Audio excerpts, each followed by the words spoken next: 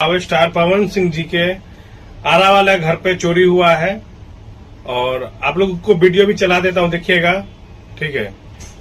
और बहुत ही, जब एक सेलिब्रिटी स्टार सुरक्षित नहीं है, उनका घर सुरक्षित नहीं है, बड़े चेहरा है, भोजपुरी इंडस्ट्री के बड़े कलाकार हैं, तब आम जनता कैसे सुरक्षित रहेगा भाई।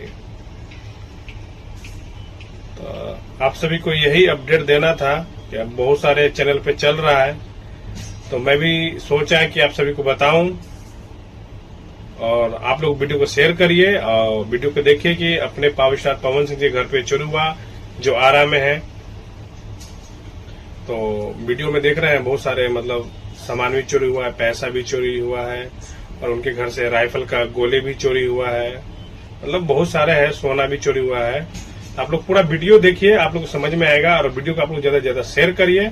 और ये हमारे दुर्भाग्य सोचिए हमारे बिहार के लिए कि एक सेलिब्रिटी स्टार सुरक्षित नहीं है, तो आम जनता कैसे सुरक्षित रहेगा। आप लोग कमेंट करिए और वीडियो को ज्यादा से ज्यादा शेयर करिए।